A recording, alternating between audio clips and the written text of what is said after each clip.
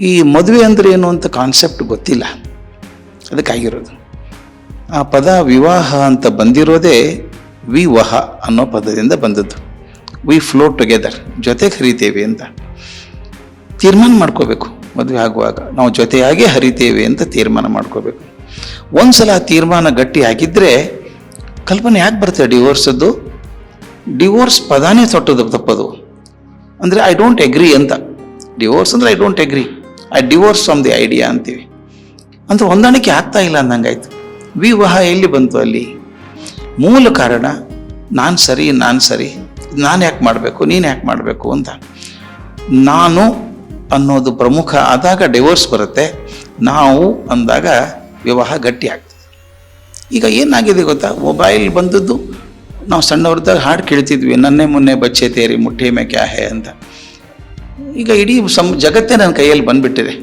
Mobile ಒಂದಿದ್ರೆ ಸಾಕು, ಇನ್ನೇನೂ ಬೇಕಿಲ್ಲ ಅನ್ನೋಷ್ಟರ ಮಟ್ಟಿಗೆ ಬಂದಿದೆ. ನಾನು ಮೊನ್ನೆ ಅಮೇರಿಕಾದಲ್ಲಿದ್ದಾಗ ಹುಡುಗ ಹೇಳ್ತಿದ್ದ, I can leave my wife but I can't leave my mobile ಅಂತ. ಅಂದರೆ ಮೊಬೈಲ್ ಬಹಳ ಮುಖ್ಯ ಆಯ್ತು ಆತನಿಗೆ. ಇವೆಲ್ಲ ವಸ್ತುಗಳೇ. ಮತ್ತೆ ನಾನು ಅಲ್ಲಿಗೆ ಬರಬೇಕು. ವಸ್ತು ಬೇರೆ, ಜೀವ ಬೇರೆ.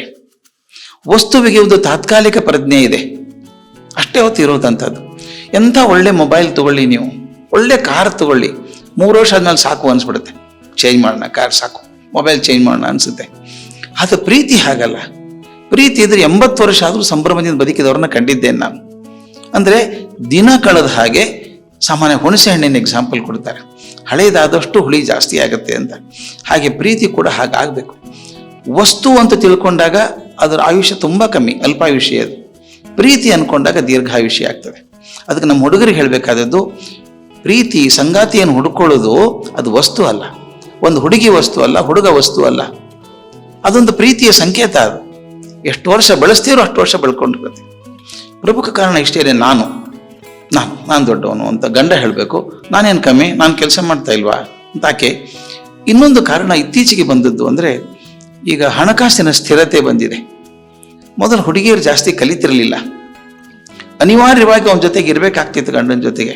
ಯಾಕಂದ್ರೆ ಬೇರೆ ಹಾದಿ ಇಲ್ಲ, ಆಕೆ ಕಲ್ತಿಲ್ಲ, ತಾಯಿ ಮನೆಗೆ ಹೋಗೋಂಗಿಲ್ಲ, ಇವನ್ ಬಿಟ್ಟರೆ ಬೇರೆ ಗತಿ ಇಲ್ಲ. ಅನಿವಾರ್ಯವಾಗಿ ಸಂಕಟಪಟ್ಟು ಬದುಕಿದವ್ರನ್ನೂ ಕಂಡಿದ್ದೇನೆ ನಾನು. ಈಗ ಹುಡುಗಿಯರು ಕೂಡ ಚೆನ್ನಾಗಿ ಕಲ್ತಿದ್ದಾರೆ, ಹುಡುಗರಷ್ಟೇ ಗಳಿಸ್ತಾರೆ, ಬಹುಶಃ ಹೆಚ್ಚು ಗಳಿಸ್ತಾರೆ. ಆಗ ಇವು ಇಲ್ಲದೆ ಹೋದರೆ ಬದುಕಬಹುದು ಅಂತ ಅನಿಸ್ಬಿಡುತ್ತೆ. ಒಂದು ಸಲ ಆರ್ಥಿಕ ಭದ್ರತೆ ಬಂದಾಗ ಅವನ ಅವಶ್ಯಕತೆ ಇಲ್ಲ ಅನಿಸ್ಬಿಡುತ್ತೆ. ನಮ್ಗೆ 2 ಅವಶ್ಯಕತೆಗಳು ಜೀವನದಲ್ಲಿ ಇರುವಂಥದ್ದು, ವಸ್ತು ಅವಶ್ಯಕತೆ, ಪ್ರೀತಿ ಅವಶ್ಯಕತೆ, 2 ಇರಬೇಕು. ವಸ್ತು ಅವಶ್ಯಕತೆಯನ್ನು ಹಣ ಪೂರೈಸ್ಬಿಡ್ತದೆ. ಎಂಥ ವಸ್ತು ಬೇಕಾದ್ರೆ ನಾನೇ ಮನೆ ಕೊಂಡ್ಕೊಂಡ್ಬಿಡ್ತೀನಿ, ಗಂಡ ಆಗಬೇಕು, ನಾನೇ ಪರ್ಚೇಸ್ ಮಾಡ್ತೀನಿ, ನನಗೂ EMI ಕಟ್ಟೋಕೆ ಬರುತ್ತೆ ಅಂತ ಬರುತ್ತೆ. ಹೀಗೆ ಬಂದಾಗ ನಾನು ಕಟ್ಟೋಕೆ ಸಾಧ್ಯ ಇದೆ. ಎಷ್ಟೋ ಸಲ ನೋಡಿದ್ದೆ, ನಾನು ಪರಿಚಯದವರೊಬ್ಬರು ಕಾಮನ್ ಅಕೌಂಟ್ ಮಾಡೋಕೆ ಒಪ್ಪಲಿಲ್ಲ. ಅವರು ಗಂಡ ಹೆಂಡತಿ ಇಬ್ರು ಕಾಮನ್ ಅಕೌಂಟ್ ಬೇಡ ಅಂತ, ಇಬ್ರು ಗಳಿಸಿದ್ದೇನೆ ಒಂದು ಅಕೌಂಟಿಗೆ ಹಾಕೋಣ, ಇಬ್ರು ಬಳಸೋಣ ಅಂತ. ಇಬ್ರು ಒಪ್ಪಲಿಲ್ಲ, ಬೇಡ ನಿನ್ನ ಅಕೌಂಟೇ ಬೇರೆ, ನನ್ನ ಅಕೌಂಟೇ ಬೇರೆ. ಅಂದರೆ ನಾವು ಒಂದು ಆಗಲಿಲ್ಲಲ್ಲ. ಈ ವಸ್ತು ಬಗ್ಗೆ ಪ್ರೀತಿ ಹೆಚ್ಚಾಯಿತೆ ಹೊರತಾಗಿ ಜೀವದ ಬಗ್ಗೆ ಪ್ರೀತಿ ಹೆಚ್ಚಾಗಲಿಲ್ಲ. ಆದರೆ ತಿಳಿಬೇಕಾದದ್ದು ತಿಳಿತದೆ, ಯಾವಾಗ ಒಂದ್ಸಲ ತಿಳಿತದೆ. ಜೀವ ಪ್ರೀತಿ ಬಹಳ ದೊಡ್ಡದು ಮತ್ತು ದೀರ್ಘಕಾಲದ್ದು. ವಸ್ತು ಪ್ರೀತಿ ತುಂಬ ತಾತ್ಕಾಲಿಕವಾದದ್ದು. ನೀವೆಂಥದೇ ಅತ್ಯುತ್ತಮವಾದಂಥ ಒಂದು ವಸ್ತು ತಗೊಳ್ಳಿ, 4 ವರ್ಷಕ್ಕೆ ಸಾಕು ಅನಿಸ್ಬಿಡುತ್ತೆ ಅಲ್ವಾ? ಈ ಹಳೆ ಕಾರು, ಹೊಸ ಕಾರು ತೊಗೊಂಡಾಗ ವರ್ಷಿದ್ದೇ ಹೊಸದಿದ್ದಾಗ ಒರೆಸ್ಬೇಕಾಗಿಲ್ಲ. ಒಂದು 2 ಸ್ಕ್ರ್ಯಾಚ್ ಬಿದ್ಮೇಲೆ ಎದೆ ಮೇಲೆ ಬರೆ ಕೊಟ್ಟಂಗೆ ಆಗುತ್ತೆ, ಅಯ್ಯೋ ಸ್ಕ್ರ್ಯಾಚ್ ಬಿತ್ತು ಅಂತ. 3 ವರ್ಷಕ್ಕೆ ತೆಗೆದ್ಬಿಡೋಣ, ಒಳ್ಳೆದಾಗಿ ತೆಗೆದ್ಬಿಡೋಣ ಅಂತ ಅಂತೀವಿ ಅಲ್ವಾ? ಆದರೆ ಗಂಡ ಹೆಂಡತಿ ನಿಜವಾಗ್ಲೂ ಪ್ರೀತಿಯಿಂದ ಇದ್ದಾಗ ನಾನು ಕಂಡಿದ್ದೇನಂಥವ್ರನ್ನ. ಕಾರಣ ಇಷ್ಟೇನೆ, ನನಗದೊಂದು ಜೀವ ಅಂತ ಭಾವನೆ ಬಂದಾಗ, ನಾನು ನಂಬ್ಕೊಂಡು ಬಂದಂಥ ಜೀವ, ಅದು ನಂಬ್ಕೊಂಡು ನಾನಿದ್ದೇನೆ ಅನ್ನುವಂಥ ನಂಬಿಕೆ ಇದ್ದರೆ ಆಗೋಲ್ಲ. ಇನ್ನೊಂದು ಬಹು ಮುಖ್ಯವಾದ ಪ್ರಶ್ನೆ ನೀವು ಕೇಳಿದ ಉತ್ತರ ಅಂದರೆ, ಎಲ್ಲಿ ವಿಶ್ವಾಸ ನಂಬಿಕೆ ಕಮ್ಮಿ ಆಗತ್ತೋ ಅಲ್ಲಿ ಒಡಕು ಶುರು ಆಗುತ್ತೆ. I have to trust my wife, I can be suspicious about ಹರ್.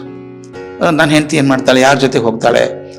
ಒಂದು ಕೆಲಸ ಹೇಳ್ತೀನಿ, ಕೆಲವು ಪತ್ತೇದಾರರು ಇದ್ದಾರೆ, ಕೆಲವರು ಅಂದರೆ ಏಜೆನ್ಸಿ ಇದಾವೆ, ಡಿಟೆಕ್ಟಿವ್ ಏಜೆನ್ಸಿ. ಅವ್ರು ಹೇಳ್ತಾರೆ, ನಮ್ಮ ಬಹುದೊಡ್ಡ ಕೆಲಸ ನಮ್ಗೆ ಬರ್ತಿರೋದೀಗ ಗಂಡ ಹೆಂಡತಿ ಬಗ್ಗೆ, ಹೆಂಡತಿ ಗಂಡನ ಬಗ್ಗೆ ಒಪ್ಪಿಸ್ತಾಳೆ ನಮ್ಮನ್ನ, ಹುಡ್ಕೊಂಬ, ಅವನೇನು ಮಾಡ್ತಾನೆ ನೋಡ್ಕೊಂಬ ಅಂತ. ಒಂದು ಸಲ ನಿಮ್ಗೆ ಸಂಶಯ ಬಂದ್ಬಿಟ್ರೆ ಹೆಂಗೆ ಉಳಿತಿದೆ ಬಂಧ ಉಳಿಯೋದೇ ಇಲ್ಲ ಅದು. ಒಂದು ಹೇಳ್ತಾರೆ, ಉತ್ತರ ಕರ್ನಾಟಕ ಒಂದು ಮಾತಿದೆ, ದಿಟ್ಟಿಸ್ ನೋಡಿದ್ರೆ ಮಾಡ್ಕೊಂಡು ಹೆಂಡತಿ ಮೆಳುಗಣ್ಣು ಅಂತ. ಚೆನ್ನಾಗಿ ಇರ್ತಾಳೆ ಆಕೆ, ಹಿಂಗೆ ನೋಡ್ಬಿಟ್ಟು ಕಣ್ಣು ಸೊಟ್ಟ ಇದೆಯಾ ನಿಂದು ಅಂತ ಕೇಳ್ತಾರೆ. ಬಹಳ ದಿಟ್ಟಿಸ್ ನೋಡಬೇಡಿ ಅದನ್ನು. ನಿಮ್ಮಲ್ಲಿ ವೀಕ್ನೆಸ್ ಇದೆ, ಅವರಲ್ಲಿ ವೀಕ್ನೆಸ್ ಇದೆ, ಅವರಲ್ಲೂ ಸ್ಟ್ರೆಂಗ್ತ್ ಇದೆ, ನಮ್ಮಲ್ಲೂ ಸ್ಟ್ರೆಂಗ್ತ್ ಇದೆ. ನಾವು ಮಾಡಬೇಕಾದದ್ದು ಒಂದೇ, ಈಗ ಅವರಲ್ಲಿರೋ ಶಕ್ತಿಯನ್ನು ಇವ್ರು ಗುರುತಿಸ್ಬೇಕು, ಇವರಲ್ಲಿ ಶಕ್ತಿಯನ್ನು ಅವ್ರು ಗುರುತಿಸ್ಬೇಕು. ವೀಕ್ನೆಸ್ ಬಗ್ಗೆ ಜಾಸ್ತಿ ತಲೆ ಕೆಡಿಸ್ಕೋಬಾರ್ದು. ಯಾರೂ ಪರಿಪೂರ್ಣರಲ್ಲ ಜಗತ್ತಲ್ಲಿ, ದೇವರೊಬ್ಬರನ್ನು ಬಿಟ್ಟರೆ ಅಲ್ವಾ. ನಾವು ಯಾರೂ ದೇವರಲ್ಲ. ಆದ್ದರಿಂದ ಅವರಲ್ಲಿರುವಂಥ ಅಪರಿಪೂರ್ಣತೆಯನ್ನು ಒತ್ತು ಕೊಡೋದಕ್ಕಿಂತ ಏನು ಚೆನ್ನಾಗಿದೆ ಕಂಡ್ಕೋಬೇಕಲ್ವಾ. ನಾನು ಸಿಂಪಲ್ ಹೇಳ್ತೀನಮ್ಮ, ಈ ಬಾಳೆಹಣ್ಣು ತರಕ್ಕೆ ಹೋಗ್ತೀವಿ ಅಂಗಡಿಗೆ, ಬಾರ್ಗೇನ್ ಮಾಡ್ತೀರಿ, ಯಾಕೋ ಅಷ್ಟೇ ಕಮ್ಮಿ ಮಾಡಿ 50 ರೂಪಾಯಿ ಮಾಡು ಅಂತ ಚೌಕಾಸಿ ಮಾಡ್ತೀವಿ. ಚೌಕಾಸಿ ಮಾಡಿದ್ಮೇಲೆ ಕೊಳತು ಬಾಳೆಹಣ್ಣು ತರ್ತೀನ ನಾನು?